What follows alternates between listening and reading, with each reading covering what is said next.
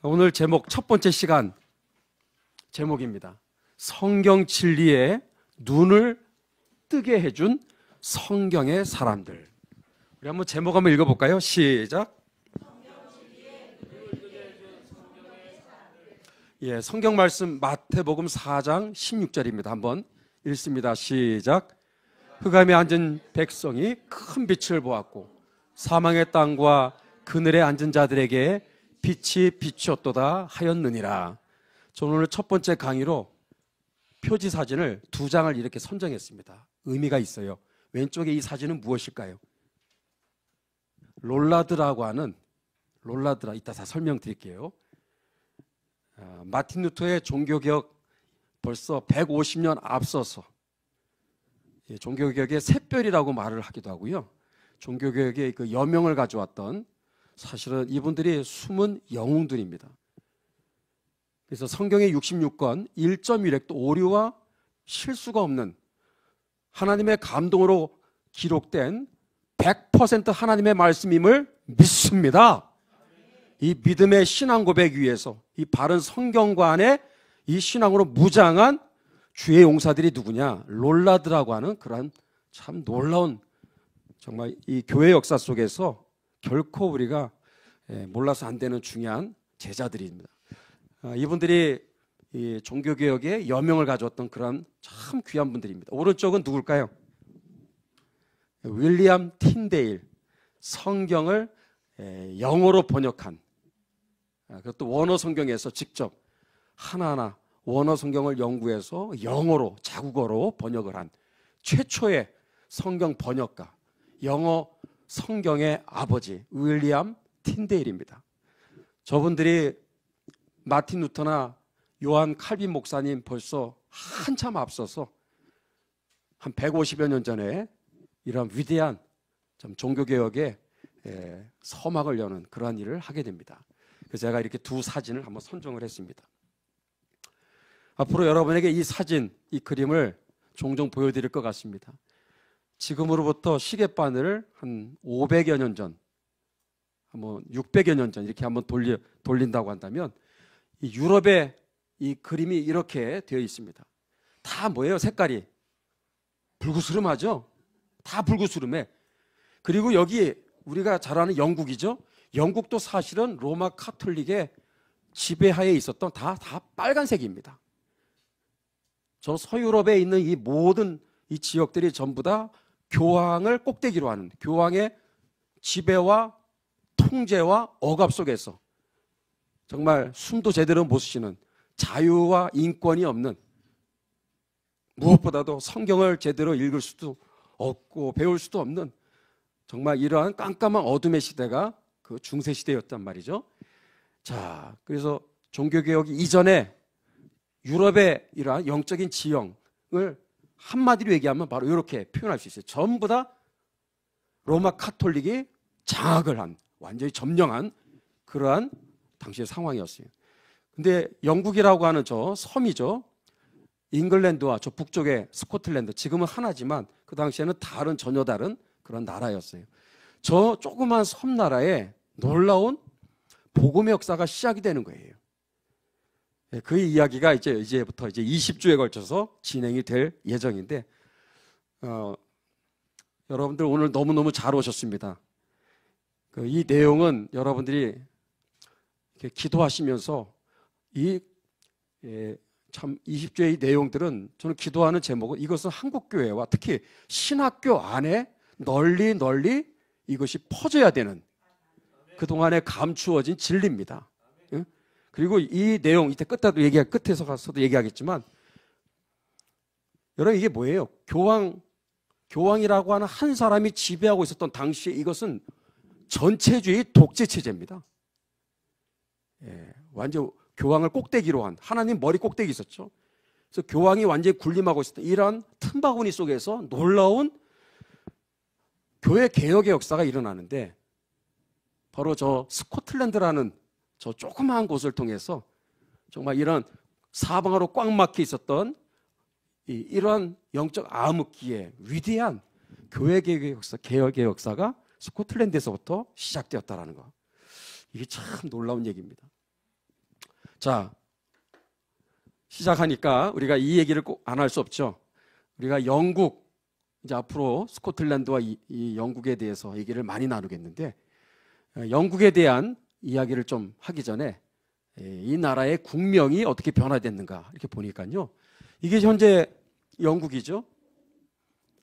이 4개의 지역으로 지금 통합이 되어 있죠. 지금 현재 밑에 있는 여기는 어디죠?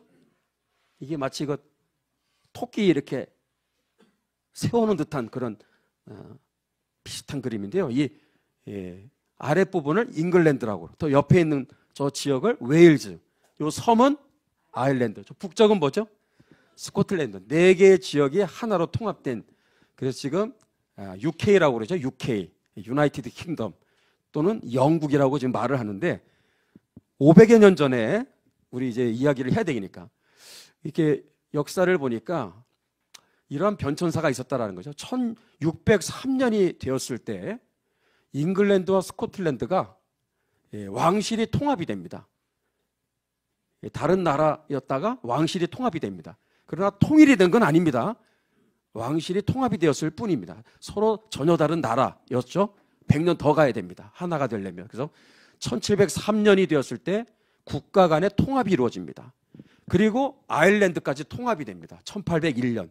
그러다가 1927년에 아일랜드가 우리는 따로 나가서 우리는 독립하겠다 해서 이 거의 대부분의 지역이 독립해 나갑니다. 요 북쪽에 조그만 이 귀퉁이의 땅 요거 하나 빼고. 그래서 현재 영국은 더 유나이티드 킹덤 오브 그레이트 브리튼 그리고 앤드 노던 아일랜드라고 이렇게 표현하고 있죠.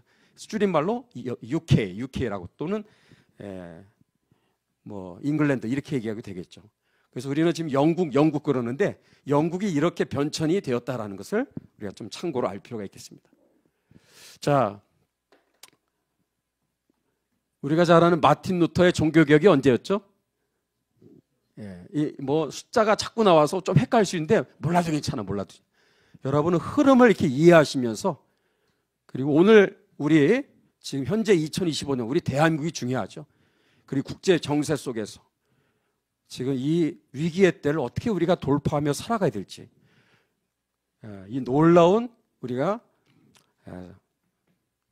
살아가야 될 놀라게 돌파할 수 있는 놀라운 승리의 그 비밀이 여러분 성경의 말씀과 교회사 안에 있다는 사실을 믿으시기를 바랍니다. 그래서 옛적 선한 길, 그 길을 우리가 보고 다시 배워야 됩니다. 그리하면 너희가 심령의 평안을 얻으리라. 예레미야 6장에 있는 말씀 그대로입니다. 그래서 성경과 교회사를 배우는 거 축복입니다. 축복. 자, 용어를 좀 정리할게요. 우리는 종교개혁, 제가 일부러 아까 종교개혁이라고 썼는데 이제부터 저는 종교개혁이 아니라 교회개혁이라고 저는 표현할 거예요. 종교개혁은 일제시대 때 일본 사람들이 그렇게 번역을 한 겁니다. 정확한 뜻이 아닙니다. 교회개혁이라고 말을 해야 되는 거예요. 이게 불교, 유교, 무슨 이슬람에서 무슨 개혁이 된 게 아니잖아요. 로마 카톨릭에 그렇게 중세 1000년 동안 지배했었던 저 유럽 대륙에 놀라운 교회개혁 역사가 이제 일어났는데, 그 종교개혁이라고 하는 그 리포메이션이란 말은 뭐예요? 리는 뭐예요? 유턴. 원래 자리로 돌아간다. 포메이션 뭐예요? 원래 원형의 형태로 돌아가는 것을 흔히 말하는 종교개혁이라고 말하는데 우리는 교회개혁이라고 말을 해야 돼요. 종교개혁은 번역이 진짜 잘못된 겁니다. 그 일제의 잔재예요. 일본 사람들이 신개념이, 그 사람들은 다신문화잖아요. 잡다한 신들을 다 섬기고 있으니까. 이거는 그런 종교개혁이 아니라 로마 카톨릭에 의해서 1000년 이상을 빼앗겼던 초대교회부터 이렇게 쫙, 원래부터 시작은 너무 훌륭했어요. 근데 어느 순간부터 로마 카톨릭의 이상한 이런 이교 집단이 되어버려가지고 교회가 아닌 이상한 사교 집단이 되어버린 거예요. 그래서 빼앗긴 정말 원래 교회 원형의 형태를 다시 되찾아온 사건이, 그게 바로 마틴 루터를 통해서부터 이제 시작이 되는 거예요. 그게 뭐다? 교회 개혁의 역사입니다. 교회 개혁. 자, 그렇게 저는 표현을 앞으로 할 겁니다. 자, 중세 로마 카톨릭의 이 폐단, 어떤 게 있을까요? 면벌부. 우리 면죄부라는 말을 쓰는데 사실은 면벌부라고 해요, 정확히. 죄를 사해 주는 게 아니라 죄의 결과로서 그 죄의 그 형벌을 감해 준다 하는 뜻의 이제 면벌부죠. 이거 다 잘못된 겁니다. 또 연옥이 있다 없다? 연옥이 성경에 어디 있어요? 연옥이라는 걸 로마 카톨릭이 만든 거거든요. 말도 안 되는 천국과 지옥 둘만 있지 무슨 연옥이 중간에 있어요. 그거 다 이게 잘못된 거예요. 또 뭐가 있어요? 마리아 숭배, 마리아 또 승천, 교리. 마리아가 8월 15일 날 하늘로 승천했대요. 성경에 그게 어디 있습니까? 이 중세 로마 카톨릭이 얼마나 이교 집단이 되었는지, 이거는 한 시간, 두 시간을 해야 되는데 다 지나갑니다. 성직 매매라든지 또 부도덕한 윤리적인 타락이라든지 이런 이루 말할 수 없는 그런 로마 카톨릭의 아주 우리가 실상들을 우리가 볼 수가 있는데, 자, 중요한 건 뭐냐? 이런 로마 카톨릭이 성경으로부터 이렇게 떠나게 됐잖아요.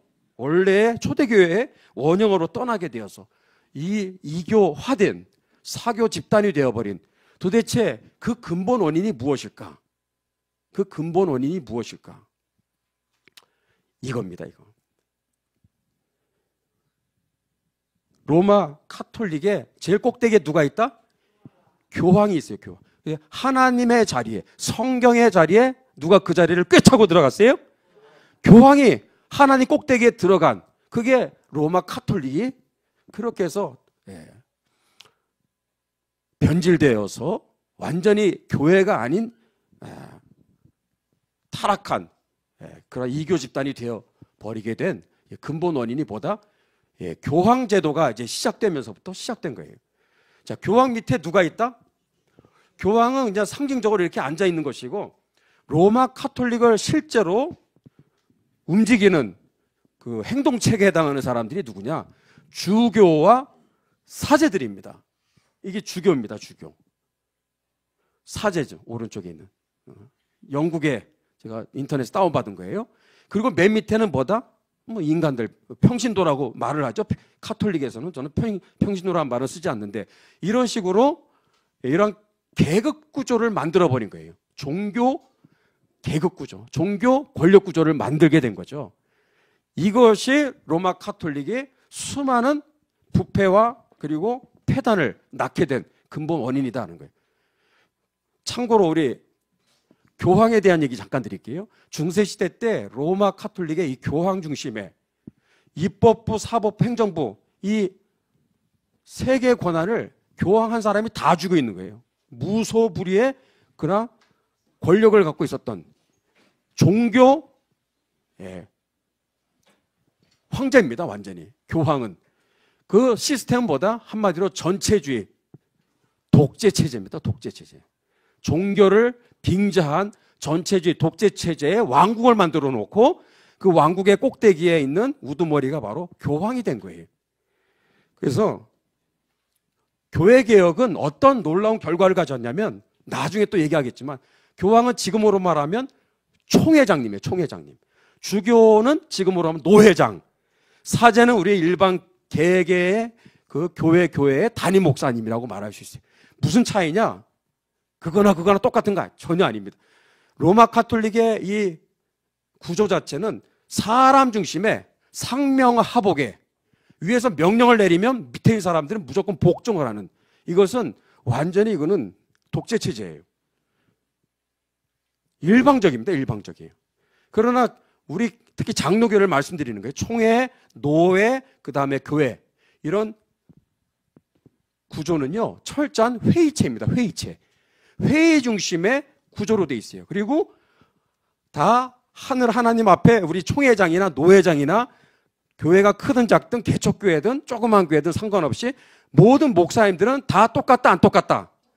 평등해요. 다 똑같다라는 거. 그 차이가 엄청난 차이예요. 그래서 저는 길 가다가 예수교 장로회 이것만 보면 가슴이 뜨거워요. 정말. 이 교회 개혁이 가져다 준 열매 중에 하나를 꼽으라 그러면 예수교 장로회라는 간판입니다. 여기 간판에 예수교 장로회라는 이 말이 이렇게 교회들마다 간판을 내걸 수 있었던 이 역사가요, 정말 몇 년이 걸렸는지 아세요? 이제 앞으로 그 얘기를 하는 거예요. 그래서 이러한 종교 권력화된 이 독재 체제, 전체주의 시스템을 완전히 붕괴시키고 원래 교회의 모습으로 우리가 복귀하고 돌아가게 된 그것이 바로 교회 개혁의 열매인 줄로 믿습니다. 그래서 이 과정에서 뜻하지 않은 그 놀라운 사건이 벌어지는 게 바로 자유민주주의, 근대 자유민주주의 국가가 태동하게 되는 그런 전혀 생각지도 않았던 엄청난 또한 열매로 이어지게 되죠. 자, 그 얘기를 앞으로 20주 동안 우리가 하게 될 겁니다. 우리 기대합시다. 이 내용을 보게 되면 지금의 종북 주사파 세력들과 종중 세력들로 둘러싸인 이 대한민국이 살아날 수 있는 여기에 엄청난 여러분 승리의 비밀이 다 숨어 있는 거예요. 그걸 우리가 깨닫게 될 줄로 믿습니다. 교황이 얼마나 못돼 먹은 정말 한 사람 한 사람 정말 입에 담을 수 없는 악한 범죄자인지를 우리는 기억해야 돼요. 수백 명이 있는데 그 중에 대표적인 4명만 요한 12세. 나 이런 거 보면 막 욕이 막 나오려고 그러는데 막 그렇습니다. 막 이루 말할 수 없는 거예요. 이노센트 3세 이 사람은 종교 재판소를 창설해서 100만 명의 성경을 믿는 기독교인들, 그리스도인들을 학살했어요. 중세시대 때 몇 명? 100만 명에 해당하는 이러한 엄청난 대량 학살범입니다. 누가? 이노센트 3세. 종교의 이름으로, 카톨릭이라는 이름으로 자기가 마음대로 이 100만 명에 해당하는 엄청난 사람들을 이 한 세대에 완전히 다 대량 학살을 했어요. 요한 23세, 음행, 근친상 이 사람은 수녀 300명과 완전히 그냥 수녀 300명을 겁탈한 거죠. 예, 근친상간 말할 것도 남색, 동성애자입니다. 또 성직 매매, 도둑질, 살인, 사람이 범할 수 있는 온갖 죄악은 다 저지릅니다. 특히 알렉산더 6세, 이 사람은 영화 주제로도 나왔는데 흔히 말하는 로마 카톨릭의 역사상 가장 부패한 교황이다 이렇게 얘기할 정도로 여러분 자세히 들어가면 정말 너무 충격받을 정말 인물입니다. 음행, 뇌물, 돈 세탁, 사생아는 16명이라고 그러니까 이루 말할 수 없는 엄청난 그런 다 범죄자들입니다. 그리고 특히 여기 요한 12세 같은 경우는 자기가 범하는 이러한 죄에 대해서 밑에 무슨 사제들 이런 사람들이 막 이의를 제기하니까 그 사람들을 몽땅 붙잡아다가 귀, 코, 그죠? 귀와 코를 잘라. 그래가지고 막 보복을 막 단행을 하는 아주 무시무시한 사람들입니다. 예. 자, 우리는 이걸 기억해야 돼요. 이 로마 카톨릭의 실상은 이러한 종교 권력 구조다. 완전히 이것은 상명하복의 독재체제 전체주의 시스템입니다. 교회 개혁이 얼마나 위대한 결과를 가져왔느냐. 이거를 붕괴를 시키는 거예요. 이걸 붕괴시키다가 교회의 원래 형태로만 돌아간 게 아니라 여러분 그 마지막에 결국은 유럽의 근대 문명 국가가 드디어 태동하게 되는 전혀 생각지도 않았던 그러한 결과를 가져오게 되는 거예요. 여러분 그걸 나중에 이제 알게 될 겁니다. 자, 교황이 머리 꼭대기 대주교, 주교는 이제 고위 성직자라고 말하죠. 사제, 부사제, 하위 성직자, 그리고 평신도라 말하는데 이게 다 카톨릭의 용어들입니다. 평신도라는 말은 가급적 쓰지 않는 것이 좋습니다. 자, 주교제도, 사제제도가 가장 핵심이에요. 로마 이 카톨릭의 실체가 무엇이냐, 뭐가 잘못됐냐, 뭐가 폐단이냐 얘기할 때 주교제도, 사제제도요. 따라갈까요? 주교제도, 사제제도. 이들이 로마 카톨릭을 떠받드는 실세입니다. 실세. 행동체계 이들이다. 각 지역마다 모든 카톨릭 성당들을 다 주물락주물락하는 그런 사람들이죠. 그래서 이 주교와 사제가 로마 카톨릭을 장악한 그 결과가 뭐냐? 한마디로 말하면 성경을 빼앗아간 거예요. 성도들에게서 성경의 말씀을 읽을 수도 없고 배울 수도 없도록, 그래서 완전히 까막눈이 되게 하는, 성경을 도대체 읽을 수도 없고 배울 수도 없는, 설교를 들어도 무슨 말인지 또 알아먹을 수 없는 성경에 무지하게 만든 그 결과를 가져오게 된 거예요. 그래서 하나님의 자녀들에게 하나님의 말씀이 성경이 절대로 읽혀지지 못하고 들려지지 못하고 깨달아지지 못하도록 성경을 완전히 독점하게 된 그러한 아주 고약한 제도가 뭐다? 주교제도, 사제제도라고 하는 것입니다. 자, 라틴어 성경이 있어요. 라틴어. 406년에 제롬이라고 하는 초대 교부예요. 제롬이라는 사람이 팔레스타인의 베들레헴까지 가서 베들레헴의 그 지하 동굴에서 한 23년 동안 성경을 라틴어로 이제 로마 사람이니까 그래서 성경을 라틴어로 자국어로 번역을 하는데 23년이 걸렸어요. 그래서 만든 게 무슨 성경? 제롬 성경 또는 불가타 성경이라고 우리 혹시 기억나시는지 모르겠는데 불가타 성경 그런 성경이 406년에 완역이 된 거예요. 그래서 교회 개혁이 이루어질 때까지 한 1000년 동안 완전히 유럽 전체를 아주 거의 그 사회를 좌지우지하는 아주 굉장히 중요한 대표적인 성경이 되었죠. 근데 문제는 뭐예요? 라틴어를 읽을 수 있고 이해할 수 있고 이것을 가르칠 수 있는 사람은 거의 극소수였다라는 거예요. 이것은 귀족들의 언어였어요. 이거는 뭐 상류층에 해당하는 사람들, 식자층에 해당하는 사람들만 읽을 수 있고 이해할 수 있는 정말 이것은 대중화된 언어가 아니었거든요. 그런데 1229년에 이 로마 카톨릭이 얼마나 못돼 먹었어요. 안 그래도 읽을 수 없고 들을 수도 없고 알아먹을 수 없는 이 말을 혹시나 누가 또 이거를 알아 열심히 배워가지고 또 이거를 또 깨달을까 봐 1229년에 스페인에 발렌시아라고 하는 그 도시가 있어요. 발렌시아에서 지네들끼리 이렇게 회의를 열어가지고 성경을 금소로 지정합니다. 무슨 성경? 라틴어 성경. 안 그래도 읽을 수 없는데 혹시나 한두 명이라도 읽으면 큰일 나니까 그런 식으로 성경을 금소로 지정을 했어요. 요거는 제가 작년에 미국의 워싱턴 DC에 가면 바이블 뮤지엄이라고 있어요. 바이블 뮤지엄이라고. 와, 우리나라도 그런 박물관이 있으면 너무너무 좋겠는데 2000년 역사 동안 어떻게 그런 성경을 다 그 고서들을 다 수집을 했는지 거기에 가는 게 없는 게 없어요. 그래서 가서 직접 찍은 사진이에요. 중세 1000년 동안 유럽을 그냥 지배하고 군림했던 라틴어 성경입니다. 라틴어 성경. 그리고 이거는 아무리 읽어도 못 알아먹어. 일반 신자들은. 그럼 번역을 해줘야 되잖아요. 통역을 해줘야 돼요. 통역도 못해요. 로마 카톨릭이 그렇게 성경에 대해서 우리의 눈을 다 가로막은 거예요. 혹시나 모르니까 심지어 저는 이거 발렌시아 회의 처음 들어보죠, 여러분. 1229년. 너무나 이거 사악한 겁니다. 한 명이라도 혹시나 이거 혹시 읽으면 안 되니까 깨달으면 안 되니까 어떻게 해서든지 성경을 금서로 지정하는 이런 엄청난 이런 죄악들을 범했다라는 거죠. 교회 개혁 이전에 잉글랜드와 스코틀랜드의 영적인 상황은 정말 처참했어요. 세 가지로 얘기할 수 있어요. 첫 번째 주교와 사제들의 무지가 하늘을 찔렀어요. 성경을 66권의 말씀을 제대로 아는 사람이 거의 없었어요. 이 당시에 잉글랜드나 특히 스코틀랜드도 그렇고 신약 성경을 누가 썼느냐 혹시 물어본다면 대부분의 주교와 사제들의 답변이 뭐예요? 마틴 루터가 쓴 거 아닙니까? 이렇게 얘기했어요. 그 정도로 완전히 무식이 하늘을 찔렀어요. 그러니까 설교를 할 수 있다 없다. 성경을 모르는데 무슨 설교를 합니까? 그래서 그거를 대치하기 위해서 온갖 화려한 의식, 예전, 그리고 성만찬 이런데, 그죠?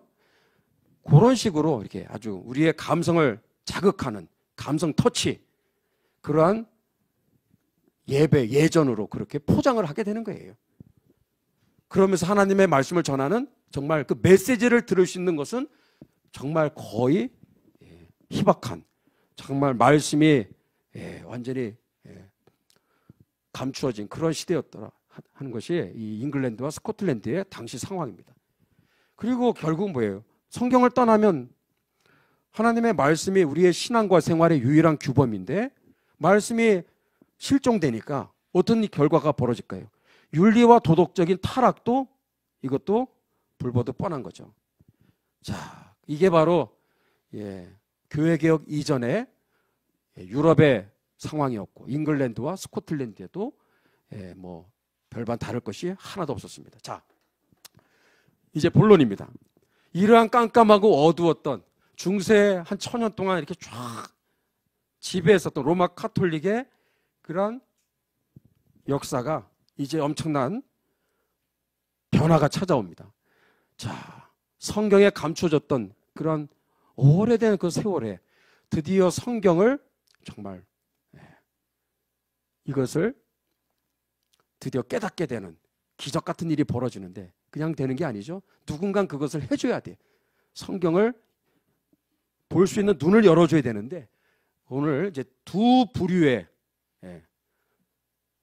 특히 두 분의 아주 중요한 인물을 소개하도록 하겠습니다. 자, 첫 번째 따라하세요. 존 위클리프. 오래전에 사셨던 분이죠. 1320여 년에 태어나서 1384년까지 사셨던 분입니다. 이분이 왜 중요하냐? 우리 그 성교회 단체 중에도요. 위클리프 성교회라고 지금도 있죠. 성경 번역 성교회입니다. 이분이 1384년에 최초로 라틴어 성경을 뭘로 번역했어요?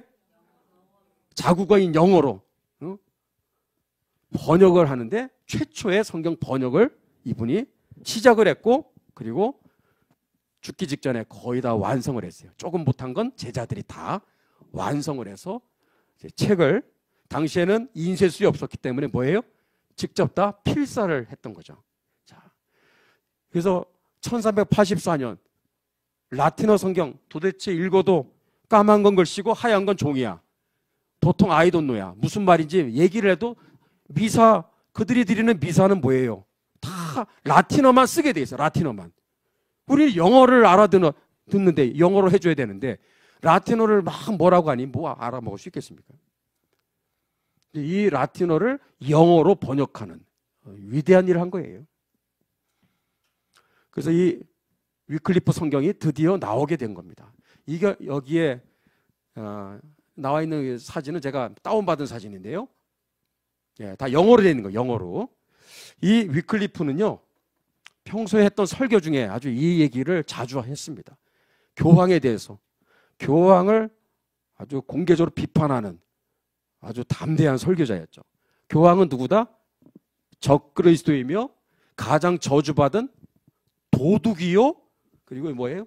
사기꾼이다. 그래서 가장 저주받은 도둑놈이야, 도둑놈. 그리고 사기꾼이다. 그러니까 로마 카톨릭 그 입장에서는 부글부글 끓어올 수밖에 없는 거죠. 근데 이 사람을 죽이려고 화형시키려고 뭐 기회를 봤으나 놓치게 되죠. 그리고 세상을 떠나게 됩니다. 자, 이 존 위클리프 성경이 우리가 생각할 때 막 인쇄돼서 찍혀 나갔으면 얼마나 좋겠어요. 그러나 구텐베르크의 인쇄술이 나오기까지는요 한참 기다려야 돼요. 구텐베르크의 인쇄기 발명은 인류 역사에 정말 손꼽는 위대한 발명입니다. 언제 발명을 했어요? 1450년. 미국의 바이블 뮤지엄에 갔더니 구텐베르크의 인쇄기를 그대로 이렇게 재현을 해놔가지고 성경을 찍어내는 장면을 저는 직접 봤어요. 대단히 감동이더라고요. 이게 1450년입니다. 그러나 위클리프 성경은 언제 나왔다고요? 1384년. 그래서 이때 이 성경을 필사를 했는데 66권의 성경을 한 번 필사하는데 기간이 몇 년, 몇 개월 또는 며칠 한번 여러분 생각해 보세요. 몇 년 걸렸을까? 몇 달 걸렸을까? 며칠 걸렸을까? 평균 아주 밥만 먹고 딴 거 하나 하고 그거에 매달려서 필사를 하면 1년 거의 1년이면 66권을 이렇게 필사를 완성할 수 있어요. 그 성경책은 한 권이 얼마일까요? 얼마일 것 같아요? 그 필사 성경. 지금으로 따지면은 억 단위입니다. 억 단위. 여러분 정말 이러한 사실을 우리는 그냥 흘려보내지 마시고 우리가 지금 가지고 있는 성경책, 내 손에 이 성경책, 여러분 이것이 얼마나 큰 선물인지를 우리는 감사히 여기셔야 되는 거예요.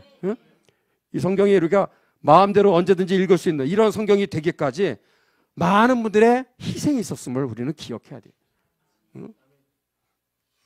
자, 구텐베르크의 인쇄기 1450년에 드디어 이제 발명이 되는 거예요.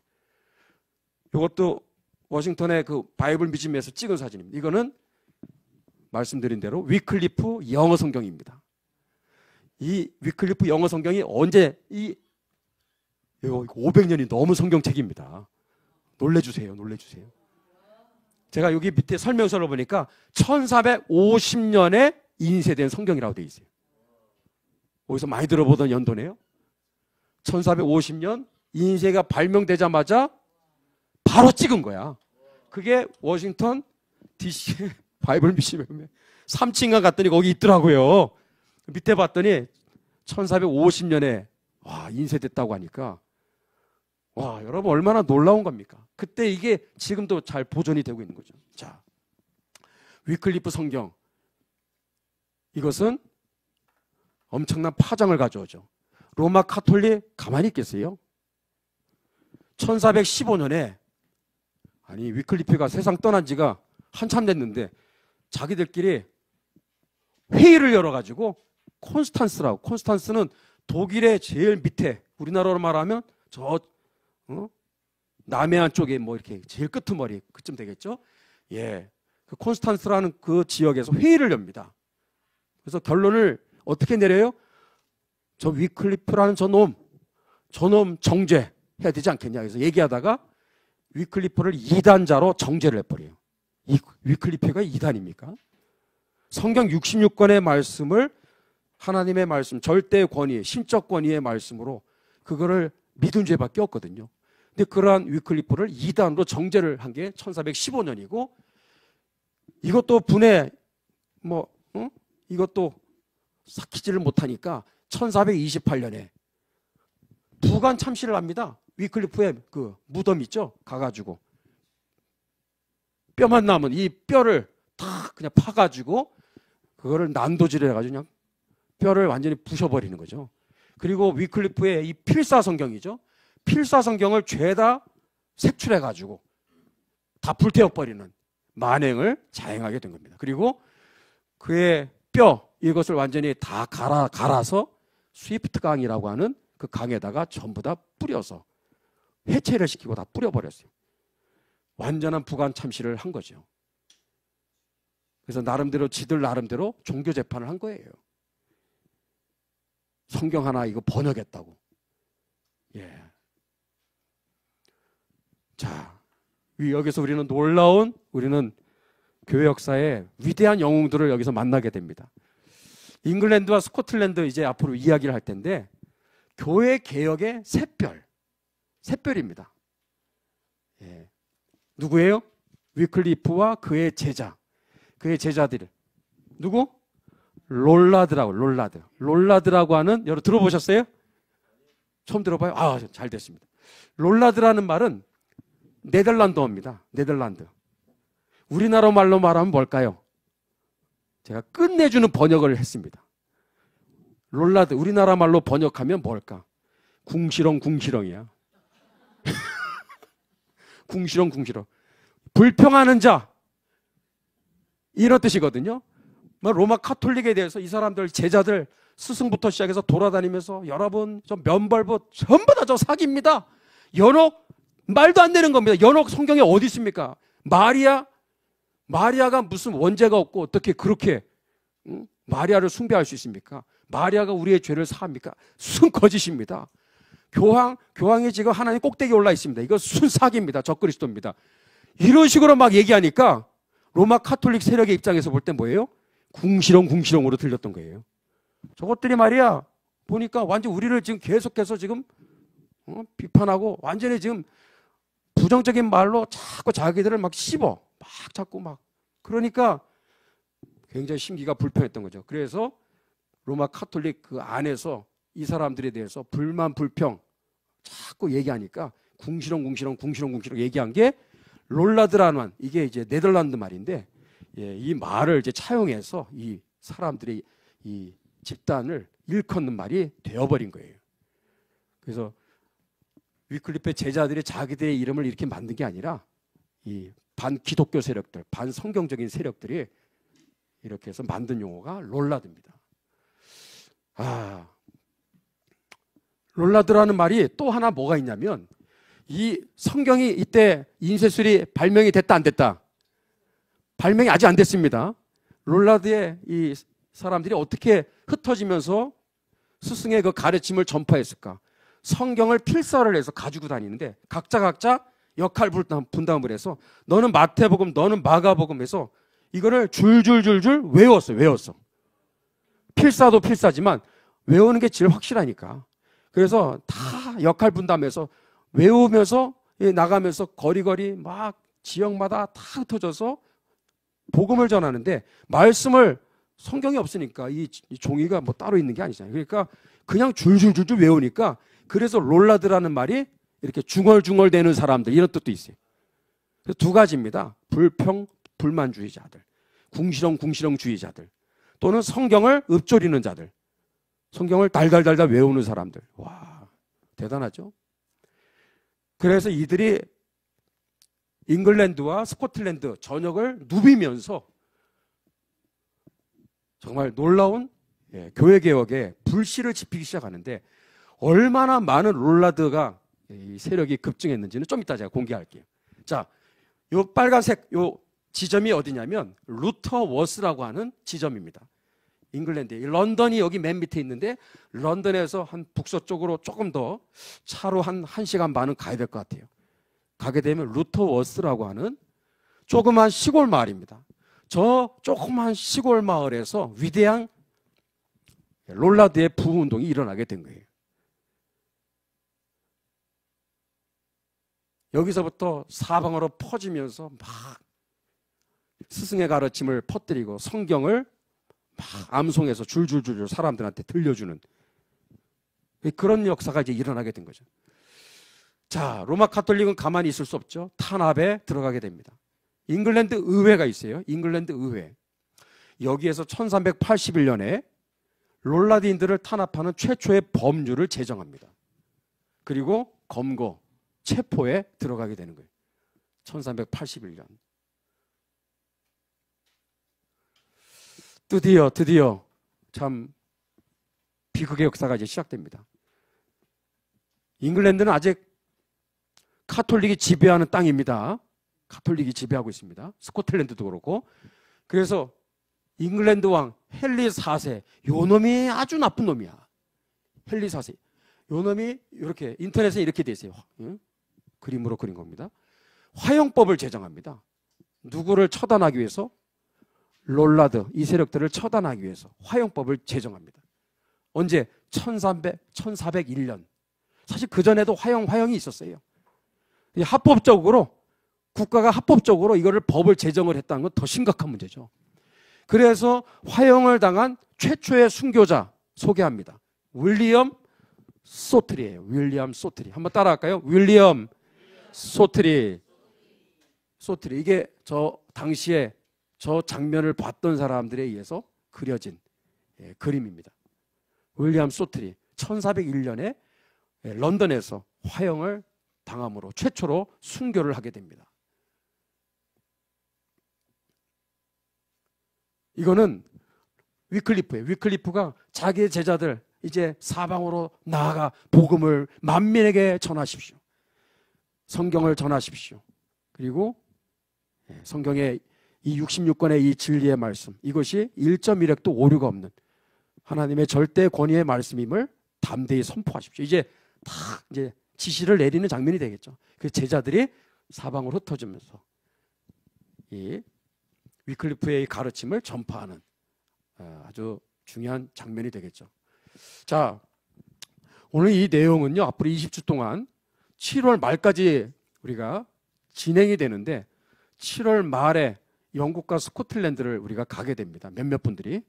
가는 분들을 위한 또 시간이기도 하지만, 굳이 거기 안 가도 이 20주 내용을 잘 들어놓으면 마치 갔다 온 것처럼 사진도 여러분들한테 보여드릴 거예요. 괜찮겠죠? 그래서 여러분들이 굉장히 많은 시간을 절약하는 시간이 되지 않을까 싶습니다. 이런 것들 하나하나 다 찾아내려면 그 굉장히 고된 작업인데 여러분들은 앉아서 듣기만 하면 돼. 그냥 앉아 주시면 돼요. 회비도 없어요. 그냥 앉아가서 그냥 숨만 쉬고 있으면 됩니다, 여러분들. 모르면 그냥 또 반복할 테니까 그냥 뭐 잊어버려도 괜찮아요. 공부하는 시간이야. 우리는 이 역사들을 통해 우리에게 주는 교훈을 붙잡고 오늘 나 자신과 한국교회와 나라를 위해서 기도하는 그러한 복된 시간이 될 줄로 믿습니다. 영국의 런던에 가게 되면 꼭 가야 되는 곳을 소개합니다. 어디예요? 램버스 팰리스, 램버스 궁전. 이번 여름에 에스더 기도운동 주관으로 영국 그 컨퍼런스가 이제 진행이 됩니다. 그 장소에서 아주 가까운 곳에 있는 곳이 영국 런던에서 가장 오래된 궁전으로 알려진 램버스 팰리스예요. 이 빨간 벽돌 건물이 1000년이 넘은 건물입니다. 아직도 이렇게 서 있어요. 대단하죠? 이 건물 꼭대기에 이 방이 롤라드 이 사람들을 수감해서 체포해서 집어 넣었던 그 장소 그대로입니다. 그대로 있어요, 지금. 놀라운 얘기 아닙니까? 우리 이걸 본받아야 돼요. 우리는 다 지워버려, 없애버리고 다 부시는데 이분들은 이걸 그대로 다 보존하고 있어요. 꼭 가봐야 됩니다. 그래서 잉글랜드와 스코틀랜드의 위대한 교회개혁 역사가 어디서부터 시작됐는가? 그 뿌리가 롤라드입니다. 롤라드. 그래서 롤라드부터 앞으로 나중에 보게 될 언약도까지 250년 걸려요. 250년. 그래서 우리의 이 앞으로 20주의 내용은 롤라드로부터 시작해서 언약도까지 우리가 이제 보게 되는 게 이제 이 20주 과정에 우리가 해야 될 목표입니다. 가야 돼, 안 가야 돼요, 여기? 눈으로도 한번 보세요. 다른 사진입니다. 이 건물 그대로입니다. 이 장소가. 자, 헨리 5세 더 나쁜 놈이야. 지 애비보다 더 사악한 왕입니다. 롤라드인들을 더 가혹하게 박해하는데 저 오른쪽에 위키백과에서 제가 다운받은 거예요. 1417년에 요한 올드 캐슬이라고 하는 롤라드입니다. 위클리프의 제자예요. 이 사람이 검거돼서 체포됩니다. 어떻게 순교했을까요? 요한 올드 캐슬 이렇게 순교했습니다. 이게요, 불을 지피는데 어떤 경우는 너무 이게 불이 또 거세게 막 뜨겁게 막 처음부터 막 활발 타기 시작하면은 고통을 뭐 느낄 새도 없이 그냥 바로 운명하는 경우가 많았다고 그러는데, 그래서 뭐 마른 장작 화형도 있고요, 젖은 장작 화형도 있고. 젖은 장작 화형 이런 건 뭐예요? 고통을 최대한 더 아주 오랫동안 정말 무시무시한 그 고문이죠. 그리고 어떤 경우는 이제 앞으로 제가 소개하겠지만 화형이라는 게 그냥 장작만 불태우는 게 아니라 몸에다가 화약을 설치해. 화약을 여기저기 설치해서 불을 지피면 어떻게 될까요? 사람의 몸이 터집니다. 이런 식으로 잔인하게 이렇게 처형을 했어요. 이 올드 캐슬이라고 하는 아까 얘기했던 요한 올드 캐슬, 이분은 죄송한 얘기지만 바베큐 굽는 거 그거 생각하시면 돼요. 서서히 통 바베큐 이렇게 해서 몸을 이렇게 서서히 흔들면서 완전히 사람을 최대한 고통을 제일 오랫동안 그 고통을 다 느끼면서 서서히 죽어가게끔 그렇게 처형을 했다고 그래요. 그러면서 또 예수님을 부인하지 않았죠. 자, 핍박 중에도 이 롤라드 운동은 폭발적인 성장을 계속합니다. 놀라운 일이 하나님의 섭리가 어떻게 나타나느냐. 교회는 역시 순교의 이 피 위에 참 부흥하는 역사들을 우리가 보게 되는데, 이 로마 카톨릭의 이 무시무시한 탄압과 박해 속에서도 그 짧은 기간 동안 이 롤라드가 몇 명까지, 위클리프의 제자가 몇 명까지 성장하느냐 공개합니다. 10만 명입니다. 10만 명의 롤라드가 스승의 가르침을 따라서 로마 카톨릭 언제든지 잡히면은 저렇게 화형을 당하는 걸 알면서도 담대하게 복음을 전하는 거예요. 로마 카톨릭을 담대하게 비판하고, 주의 용사들입니다. 이런 분들이 있었던 거예요. 하나님의 섭리가 핍박 속에서 이분들이 바로 잡혀서 순교하시는 분도 있지만은 또 좀 더 안전한 곳을 또 찾아서 흩어지다 보니까 스페인으로 또 프랑스로 독일로 이 각각 여러 대륙으로 배 타고 가지고 흩어지는 그런 분들도 계시고 많은 분들이 사방으로 흩어지게 됩니다. 스데반의 순교로 말미암아 예루살렘 성도들이 막 흩어졌던 것처럼 그러면서 복음이 예루살렘에만 머물지 아니하고 온 유대와 사마리아 땅끝까지 가게 되는 터닝 포인트가 되잖아요. 그런 것처럼 똑같은 일이 이제 벌어지게 되는 거예요. 대륙 전체가 빨간색으로 불구죽죽하게 이렇게 로마 카톨릭이 완전히 장악했던 그러한 땅에 롤라드가 파송이 되면서부터 엄청난 영적 기류의 변화가 찾아오는 거예요. 놀라운 것은 이 롤라드 10만 명 중에 상당수가 어디로 피신했을까요? 질문. 앞으로 우리가 배우게 될 주된 나라가 어디예요? 스코틀랜드. 스코틀랜드라고 하는 저 조그만 저 북쪽에 있는 그 땅에 롤라드의 상당수가 그쪽으로 다 피신해 간 거예요. 배 타고 가는 거는 좀 어려워. 좀 그거는 여러 가지 복잡해요. 근데 북쪽으로 가는 거는 얼마든지 갈 수 있어요. 그래서 북쪽으로 이제 월북을 한 거예요. 그래서 그 스코틀랜드에 가서 복음을 전하는 또 로마 카톨릭의 실체를 알리는 그러한 나팔수 역할을 하게 된 겁니다. 누가? 롤라드. 수만 명이 올라간 거예요. 수만 명이. 자, 그래서 스코틀랜드의 이 교회 개혁의 역사를 알려면 처음부터 존 녹스 얘기를 하면 안 됩니다. 이런 뿌리를 알아야 돼요. 존 녹스가 그냥 하늘에 뚝 떨어진 게 아니라 롤라드라고 하는 이들의 처절한 눈물겨운 이들의 불멸의 신앙이 있었기 때문에 위대한 주의 종인 존 녹스도 나타날 수 있었던 거지 그냥 생기는 게 아니죠. 자, 제임스 레스비라고 하는 이분도 롤라드 중에 아주 손꼽는 위클리프의 수제자였어요. 수제자예요. 이분이 스코틀랜드 올라가서 펄스라고 하는 우리가 여름에도 우리가 가게 될 예정인데요. 펄스라고 하는 이 지역은 스코틀랜드 교회 개혁의 중요한 시작점입니다. 펄스라는 지역 잘 알려져 있지 않죠? 생소하죠? 이 지역이 로마 카톨릭이 아주 강세였던 지역인데 이 로마 카톨릭이 장악했던 땅이 프로테스탄트 개신교가 완전히 장악하게 되는 그런 역사가 이제 벌어지는데 누구를 통해? 롤라드를 통해서부터 시작됩니다. 이게 인터넷에서 다운받은 사진이에요. 퍼스는 여기저기 사진을 찍으면 뭐가 보여요? 다 개혁교회. 교회들이 이렇게 즐비한 곳이 어디? 퍼스라고 하는 그런 아름다운 도시입니다. 이러한 세상에 오기까지 얼마나 많은 순교가 있었겠어요. 그 중에 한 분이 누구다? 제임스 레스비. 스코틀랜드 교회 개혁의 한 알의 미랄이다. 저는 그렇게 표현하고 싶어요. 잉글랜드는 윌리엄 소트리, 아까 윌리엄 소트리. 그분이 그렇게 처참하게 순교를 당했다면 이 북쪽의 스코틀랜드는 첫 번째 토마스 선교사와 같은 첫 번째 한 알의 미랄입니다. 제임스 레스비가 여기에서 붙잡혀서 화형을 당해 순교를 하게 되죠. 자, 조금만 더 하고 이제 마칠게요. 1525년 스코틀랜드가 난리가 났습니다. 카톨릭 세상이거든요. 카톨릭이 지배하고 있는 땅인데 아니 어디서 들어온 놈들인데 갑자기 로마 카톨릭을 비판하지를 않는가. 그리고 이신칭의의 교리를 막 설파하는 거예요. 이신칭의의 교리를 막 전파하는데 이신칭의가 뭐예요?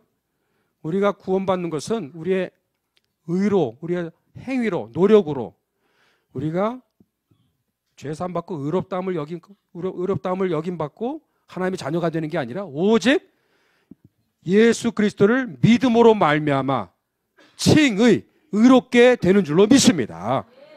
우리의 어떠함에 의해서 되는 게 아니라 오직 예수 피, 십자가의 공로, 하나님의 전적인 은혜, 그 은혜의 선물이 구원인 줄로 믿습니다. 그것을 믿음으로 우리가 고백할 때, 예수님을 고백할 때 하나님이 우리를 의롭다 여겨주시는데 그게 이신칭이에요. 로마 카톨릭에서는 이거는 절대로 용납할 수 없죠. 난리가 난 거예요. 그래서 스코틀랜드 의회, 뭐 다 로마 카톨릭에 다 무장되어 있는 사람들이죠. 그래서 개신교 프로테스탄트의 서적들이 반입되는 이 금지 법령을 이제 제정하게 됩니다. 왜? 1517년 루터의 교회개혁 있고 나서 얼마 지나지 않아서 1520년부터 대륙으로부터 배 상선들이 막 들어올 거 아니에요. 배에 루터의 이신칭의 이 교리 서적들이 스코틀랜드로 막 유입되기 시작한 거예요. 1520년. 롤라드는 와서 막 얘기하죠. 막 궁시렁궁시렁 되고 막 떠들면서 막 얘기하죠. 카톨릭 비판하고 이신칭의 교리를 막 얘기하는데, 야, 이게 막 난리가 난 거예요. 양쪽 사방에서 롤라드 왔지, 루터의 이 무슨 이상한 반체제 선동 발언 같은 이러한 이신칭의는요 정말 위험한 주장이었어요. 이런 것들이 들어오면서 로마 카톨릭의 근간이 흔들릴 거 아니에요. 그래서 의회에서 이거 안 되겠다, 이 개신교 서적 절대 이거 반입 못하도록 법령을 제정하게 돼요. 그 다음에 1526년에 패트릭 해밀턴, 다음 줄이 보게 될 겁니다. 패트릭 해밀턴, 스코틀랜드 본격적인 교회 개혁 역사의 첫 번째 순교자예요. 1526년. 이때부터 사실상 스코틀랜드 교회 개혁 역사를 우리가 이제 여기서부터 출발하거든요. 요거는 그 직전의 이야기라고 보면 되겠고, 1526년에 패트릭 해밀턴, 이분도 몸에다가 화약을 설치해가지고 장작불을 해가지고 막 터뜨려서 죽인, 그래서 장렬하게 순교하신 분입니다. 오른쪽 바로 맨 위에 있는 귀족 출신인데, 저분이 왜 화형됐을까? 그 죄목은 크게 두 가지입니다. 이 사람이 이렇게 처형당할 만한 무슨 죄가 있었어요? 로마 카톨릭에 있어서는 두 가지, 죽일 아주, 이거는 사형수나 마찬가지. 첫 번째는 뭘까요? 이신칭의 교리를 전파했다라는 그거 때문에 화형을 당했고, 두 번째는 뭘까요? 성경의 66권의 말씀이 교황 머리 꼭대기에 있는, 교황이 우리의 절대 권위의 기준이 아니라 무슨 교황이 하나님 성경의 자리를 꿰차고 있느냐, 이건 말도 안 되는 것. 오직 우리의 신앙과 우리의 삶의 유일한 규범은 뭐다? 교황의 말 한마디 한마디가 아니라 오직 66권의 성경 말씀인 줄로 믿습니다. 성경 말씀의 절대 권위, 성경 말씀의 절대 권위에 기반한 하나님의 말씀이라는 사실, 바른 성경관이죠. 그거 얘기했다고 화형당한 거예요. 누가? 패트릭 해밀턴입니다. 다음 주 또 한번 언급할 거예요. 자, 이게 바로 스코틀랜드의 교회 개혁을 가져온 바로 그 직전의 역사라고 말할 수 있겠습니다. 그래서 롤라드, 위클리프와 롤라드와 그 다음에 이렇게 스코틀랜드 의회에서 개신교 서적 반입금지 법령을 제정함으로써 그 배경에서 패트릭 해밀턴이 화형을 당하게 되는, 이게 1520년의 스코틀랜드의 상황이었습니다. 자, 또 한 분 우리가 소개하겠습니다. 따라할까요? 윌리엄 틴데일. 누구는 윌리엄 틴들, 또 어떻게 괜찮아요. 근데 저는 윌리엄 틴데일 그렇게 발음하는 게 좋을 것 같습니다. 윌리엄 틴데일, 교회개혁의 또 하나의 참으로 중요한 서막을 열었던 아주 중요한 인물입니다. 1525년에 이분이 위대한 일을 하죠. 신약성경 영어로 번역합니다. 위클리프가 아까 한 거 아닙니까? 했더니 위클리프는 라틴어 있죠? 라틴어 성경을 원문을 본 게 아니라 라틴어 성경을 영어로 이렇게 번역을 한 거예요. 거쳐서. 번역서를 영어로 번역한 거라면 윌리엄 틴데일은 히브리어와 헬라어를 그대로 그거를 언어의 천재였으니까 히브리어와 헬라어를 정확하게 원문의 뜻을 살려서 영어로 번역을 했으니 차원이 다르죠. 그래서 이 윌리엄 틴데일을 영어 성경의 아버지라고 말을 하는 겁니다. 1526년에 자 최초로 독일에서 정확히 보름스라고 하는, 저는 가봤어요. 보름스. 그 보름스라는 그곳에 가서 인쇄소에서 막 기계를 돌려 영어 신약 성경, 제대로 된 영어 신약 성경을 인쇄를 하는데 몇 권을 찍어냈을까요? 6,000권을 찍어냈어요. 6,000권의 정말 훌륭한 윌리엄 틴데일 성경을 찍어낸 거예요. 독일 보름스에서. 그랬더니 이 독일이 또 뭐예요? 카톨릭이 지배하는 또 땅 아닙니까? 그래가지고 6,000권 죄다 거의 다 이거를 압수해가지고 어떻게 했어요? 저 맨 밑에 보세요. 저기 쾰른이라고 하는 엄청난 저 대성당 지금도 있어요. 저 대성당 바로 앞마당에서 이 수천 권의 성경을 다 모조리 다 불태워 없애버렸어요. 다 없애버린 거예요. 다 죄를 만들어놨어. 낙심하지 않고 윌리엄 틴델은 좀 더 안전한 곳으로, 어디? 벨기에. 조금 올라가면 돼요. 벨기에로 가서 더 많은 성경을 찍어낸 거예요. 아마 10,000권 이상 찍어냈겠죠. 오른쪽에 저 상단에 저 보이세요? 저게 베드로 전서 그 앞부분에 그 사진인데, 그 수천 권, 수만 권의 당시에 1526년판 오리지널 윌리엄 틴델 성경이죠. 다 불태워 없애버리고 지금 전 세계에 남아있는 윌리엄 틴델 오리지널 성경은 몇 권? 2권입니다. 하나는 영국의 대형 박물관 안에 그대로 한 권이 그대로 있고요. 또 하나는 우리가 그 런던에 가게 되면 그 세인트 폴이라고 하는 세인트 폴 대성당 거기에도 한 권이 비치가 돼 있어요. 2권만 지금 유일하게. 바라기는 이번에 여름 가서 하나라도 좀 봤으면 좋겠는데 그런 소망이 있습니다. 그래서 더 많은 성경책을 벨기에에서 찍어내서 이 성경책을 어떻게 했을까요? 이 윌리엄 틴델의 이 성경이 드디어 잉글랜드와 스코틀랜드로 유입되게 되는 거예요. 이 엄청난 사건입니다. 그랬더니 뭐 런던의 이 로마 카톨릭 이 세력들이 눈 뜨고 가만히 있지 않잖아요. 그래서 이걸 또 거의 이걸 또 압수해가지고 어떻게 했다? 저기 세인트 폴 대성당입니다. 저기에서 이 성경을 거의 다 불태워버린 거예요. 참 기가 막힌 얘기죠. 카톨릭이 이러한 사악한 죄악을 범하는 거예요, 정말. 그래서 누가 이런 성경을 번역했냐? 윌리엄 틴델입니다. 저놈 잡아라 그래가지고 드디어 검거가 됩니다. 1535년에. 안타까운 일이죠. 윌리엄 틴델의 죄목은 뭐다? 여러 가지인데 첫 번째, 이신칭의의 교리를 전했다라는 거. 또 하나 뭐가 있어요? 특히 연옥을 비판했다라는 거. 그리고 가장 큰 괘씸죄가 뭐다? 영어 성경을 네가 뭔데 원문을 영어로 번역해? 그래가지고 결국은 깜빵에 들어갑니다. 벨기에에 빌보르데라고 하는, 지금은 없어요. 여기에 들어가서 500일 동안 여기에서 깜빵 생활합니다. 당시에 그 그림을 이렇게 그려놨더라고요. 너무너무 추운 겨울. 여기에 갇혀서 500일, 정확히 501일 동안을 깜빵 생활하는 거예요. 여러분 500일 깜빵 생활, 그것도 이런 환경이 좋은 곳도 아니에요. 1536년 화형당에 순교하기 직전에 마지막으로 쓴 서신입니다.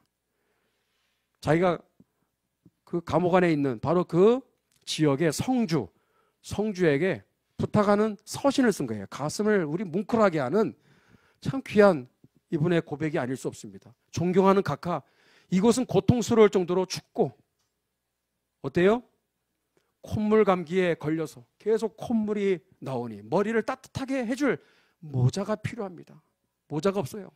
지금 너무 얇은 옷밖에 없으니 무릎까지 내려올 정도로 긴 두터운 코트를 입도록 허락해 주세요. 옷과 셔츠가 너무 낡았습니다. 램프도 필요합니다. 왜? 성경 번역을 해야 되니까. 또 연구를 해야 되니까. 이곳은 어둡고 침울합니다. 하지만 정말 당신의 온정을 바라면서 부탁하는 것은 간수장에게 명을 내리시오. 히브리어 성경, 히브리어 문법책, 히브리어 사전을 사용하게 해주세요. 그러면 이곳에서 연구하면서 시간을 잊을 것 같습니다. 이분의 마지막 편지였어요. 그러나 이러한 자비도 허락이 안 되죠. 그리고 1536년 10월 6일 화형을 당하게 됩니다. 화형당하는 순간이에요. 목을 움직이지 말라고 이렇게 묶고 있는 장면인데, 어떻게 순교하셨을까요? 교수형으로 목을 졸라서 죽였어요. 목을 졸라 죽이고 그 다음에 2차로 불태워서, 그러니까 2번 죽인 거예요. 교수형으로 죽이고 화형으로 몸을 완전히 소각시켜서 죄로 만들었어요. 이게 로마 카톨릭이 한 짓입니다. 이분이 마지막 교수형 이렇게 목을 쪼르기 직전에 했던 그의 외침 한마디가 그의 유언이었죠. 주여, 영국왕의 눈을 열어 주시옵소서. 이 영국왕은 누구다? 헨리 8세예요. 다음 주 우리 보게 될 헨리 8세. 아주 문제가 많은 왕입니다. 성경 번역도 금지 명령을 내리고 아주 사악한 왕이에요. 똑같은 왕입니다. 다 교황이나 뭐 마찬가지. 자, 근데요, 이 기도가 응답됐다 안 됐다? 응답이 된대. 엄청 빨리 응답됐어요. 2년 후에 헨리 8세가 영어 성경 사용을 허락하는 명령을 내립니다. 2년 만에 그의 마지막 그 기도가 응답이 된 거죠. 그래서 잉글랜드의 각 교회마다 그레이트 바이블이라고, 그레이트 바이블 말 그대로 큰 성경이에요. 이 큰 성경을 비치하는 명령을 가톨릭주의자였던 헨리 8세가 명령을 내리게 됩니다. 그리고 그것을 시작으로 여러 무슨 마태 성경, 커버데일 성경, 무슨 성경, 이게 계속 출간이 되고요. 1611년에는 제임스 1세에 의해서 킹 제임스 성경이 발행이 되는데, 킹 제임스 성경의 90%는 다 어디서 따왔다? 윌리엄 틴데일 성경을 그대로 따와서 뺏긴 거나 마찬가지예요. 윌리엄 틴데일의 성경이 그런 기여를 한 겁니다. 모든 영어 성경의 기준이 된 거예요. 자, 1536년입니다. 1536년. 이제 거의 이제 마무리. 이제 잉글랜드 당시 상황 우리가 이제 보겠지만, 하나만 얘기하자면 잉글랜드 국왕 윌리엄 틴데일의 주여 영국 왕의 눈을 열어주세요. 그 왕의 바로 그 이름이 바로 헨리 8세입니다. 아주 바람둥이로 유명한 2000년 교회사의 가장 세계의 스캔들로 꼽힌 사람이, 부인이 6명이었죠. 아주 복잡한 사람입니다. 1519년에 자녀들에게 잉글랜드 그 런던 안에서 어느 부모님이 자녀들에게 무엇을 가르쳤다고 7명을 다 화형을 시켜버렸어요. 그럼 못돼 먹으면 안 됩니다. 뭘 가르쳤길래? 십계명, 주기도문, 사도신경을 영어로 가르쳤다라는 죄 때문에 7명의 부모님들을 다 불태워서 죽여버렸어요. 누가? 헨리 8세가. 예.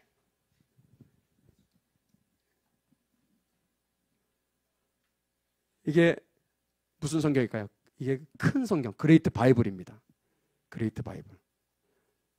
윌리엄 틴데일의 그 눈물의 기도, 그 기도가 응답되면서 모든 잉글랜드 성당이죠. 성당마다 이 성경이 비치가 되는, 그것도 기적이죠. 그것을 기적으로 많은 일이 이제 앞으로 일어나게 될 겁니다.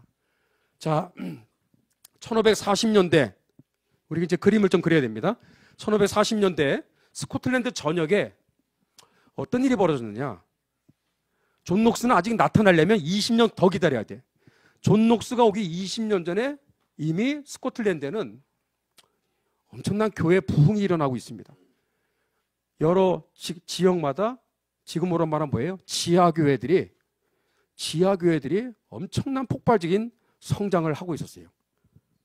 예. 비밀 집회. 이 놀라운 지하교회의 그 도대체 존재는 어디서부터 시작되었을까요? 롤라드. 위클리프의 그 제자였던 롤라드. 그들을 우리가 먼저 기억해야 돼. 그 다음에 윌리엄 틴데일의 번역 성경. 루터의 서적들. 또 루터 여러 글들 뭐 이런 것들이 알려지면서 폭발적인 부흥이 일어나게 되었다라는 거. 놀라운 게요. 롤라드가 막 입으로 했을 때 이들은 성경을 필사가 이게 한계가 있어요. 그래서 너무 이게 한계가 있고 아직 인쇄술이 발명이 되지를 않았단 말이죠.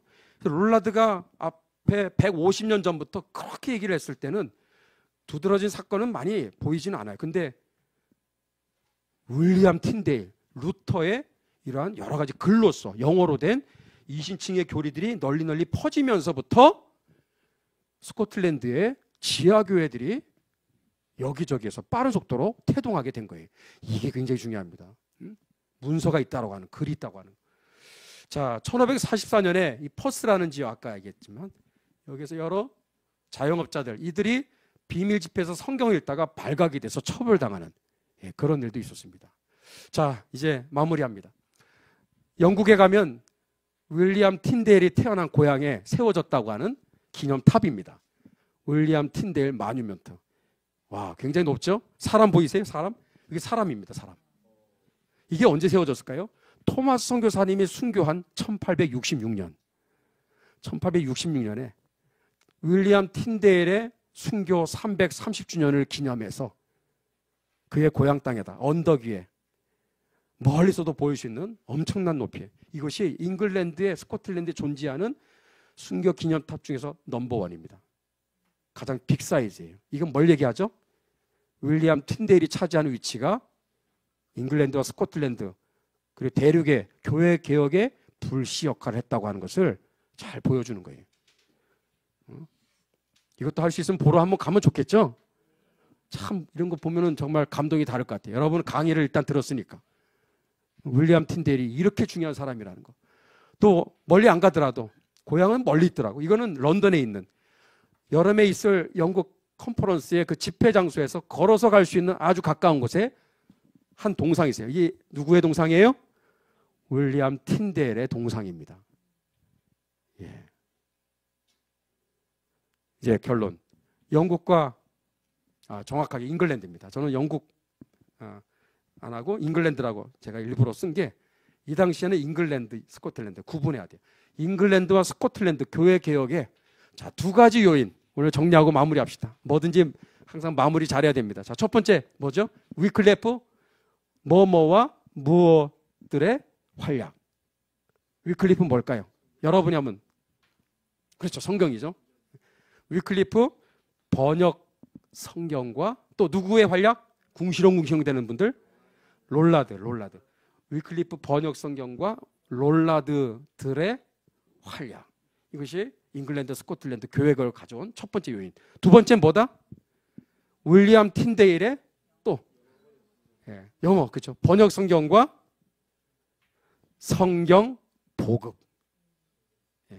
번역 성경과 성경 보급. 이것이 또한 교회 개혁을 가져온 중요한 요인이었다. 자, 이 두 가지에서 영국과 스코틀랜드는 성경의 진리에 서서히 눈을 뜨기 시작합니다. 그리고 결국은 먼 훗날 엄청난 일이 찾아오게 되죠. 대륙을 지배했었던 로마 카톨릭의 불구죽죽했던 그 카톨릭의 그 거대한 아성을 무너뜨리는 결과를 가져와요. 그래서 이거 이승만 대통령께서 일제시대 때 썼던 한국계 핍박에 나오는 얘기입니다. 한번 읽어볼까요? 같이 시작. 성경은 전체주의 독재체제를 무너뜨리는 가장 강력한 무기. 믿으시면 아멘. 성경이 들어가는 곳곳마다 전체주의 독재체제는 무너지게 돼 있어요. 500년 전에는 그건 뭐였어요? 로마 카톨릭 체제. 지금은 어떤 독재체제가 있죠? 북한의 김정은 독재 악마 체제, 그 다음에 중국 공산당의 시진핑 독재 체제도 무너질지어다. 무너질 줄로 믿습니다. 그걸 무너뜨리는 그 힘의 근원이 어디서 출발한다? 성경입니다. 성경, 어떤 건 하나님, 어떤 건 인간의 짜지 끼고, 그게 아니라 66권은 처음부터 끝까지 1.1획도 오류가 없는 하나님의 말씀인 줄로 믿습니다. 이 신앙, 바른 성경관 위에 우리가 있을 때 여러분 이러한 전체주의 독재 체제를 무너뜨릴 수가 있는 거예요. 이 신앙이 오늘 우리 가운데 회복되는 우리 모두가 되기를 주의 이름으로 축복합니다. 이 시간부터 우리 함께 기도하고 마무리했으면 좋겠습니다. 오늘 첫 시간인데 하나님께 먼저 감사 기도했으면 좋겠어요. 부족한 저 자신이 또 이렇게 여러분들에게 참 이 방대하면서도 장구한 그리고 복잡한 이러한 역사들을 앞으로 20주 주제별로 순서와 체계를 따라서 이제 강의도 말씀을 이제 나름대로 제가 강의보다도 전도 또 하나님의 말씀을 선포하고 증거한다고 생각합니다. 저를 위해서 기도해 주시고 또 서로를 위해서 기도해 주시고 오늘 20주의 이 과정을 하나님께 올려드리면서 주님 이 귀한 20주의 이 컨퍼런스 과정을 통해서 나를 돌아보고 한국교회 또한 갈 길이 무엇인지 대한민국에 가야 될 길이 무엇인지를 밝히 깨닫는 또 지표로 삼는 표대로 삼는 정말 귀한 은혜의 시간이 되게 하여 주시옵소서. 아멘. 500년 전에 그러한 위대한 역사가 일어났던 것처럼 지금도 정말로 이러한 위대한 하나님께서 다시금 롤라들을 부르고 계십니다. 아멘. 윌리엄 틴델과 같은 성경의 사람들을 부르고 계십니다. 아멘. 그런 사람들 한 분 한 분이 지금은 절실한 때예요. 주여 내가 그런 인물이 되게 해 주시옵소서. 아멘. 우리 같이 한번 두 손을 들어보겠습니다. 짧지만 한번 3, 4분 주여 한번 부르고 잠깐 기도하고 제가 마무리 기도하겠습니다. 하나님 아버지, 복된 이 귀한 자리에 저희들이 있게 하여 주심을 감사를 드립니다. 아멘. 부족한 종 또 이렇게 첫 시간 하나님 성경에 이렇게 감추어진 깜깜하고 어두웠던 시대에 성경의 눈을 열게 했던 위대한 주의 종들의 이야기들을 우리가 살펴보았습니다. 과거의 옛날 옛적 이야기가 아니라 오늘 하나님 이 시대의 이 말씀이 아버지 이것이 그대로 또 재현되게 하여 주옵소서. 아멘. 여기에 있는 저와 여러분들 한 분 한 분들이 정말 위클리프가 되게 하여 주시고 롤라드가 되게 해 주시옵소서. 아멘. 윌리엄 틴들이 되게 도와주옵소서. 아멘. 거대한 로마 가톨릭의 이 견관진들을 파쇄하고 무너뜨려 정말 위대한 교회개혁의 역사를 일으켰던 하나님의 종들, 하나님 그 주인공들처럼 우리도 그런 삶을 살게 하여 주시옵소서. 아멘. 오늘 나라 안팎으로 이 나라가 위기와 혼돈 가운데 있습니다. 하나님 이 어두운 시대 가운데 이 나라가 한국교회가 다시는 종의 멍에를 매지 않게 하여 주옵소서. 사회주의와 공산주의 이 나라가 무너지지 아니하게 하시고 동성애 정말로 젠더 이들에게 무너지지 아니하게 도와주옵소서. 종북주사파 세력들과 종중 세력들에게 다시 무너지는 일이 없게 하여 주셨소. 하나님 나라가 다시금 아버지의 반석에 이 나라가 우뚝 서는 하나님이여 역사의 대반전이 일어나야 되겠습니다. 오늘 이 시대의 아버지의 옛날 옛적에 하나님이 쓰셨던 종들처럼 여기 있는 우리 한 분 한 분들이 그러한 나팔수가 되게 하시고 롤라드처럼 아버지여 외치는 자들이 되게 하여 주시옵소서. 하나님 성경의 말씀을 심히 사랑하게 하여 주옵소서. 이 말씀을 아버지 하나님 1.1핵도 의심치 말게 하시고 성경이 가라 그러면 가게 하시고 서라 그러면 서게 하여 주시고 하나님의 말씀을 우리의 신앙과 행위의 유일한 규범으로 믿고 철탑같이 의지하고 하나님 죽으라면 죽고 살 하나님 아버지 있으라면 있고 하여 주시고 하나님의 말씀 앞에 온전하게 순종하는 하나님의 성경의 사람들이 다 되게 하여 주시옵소서.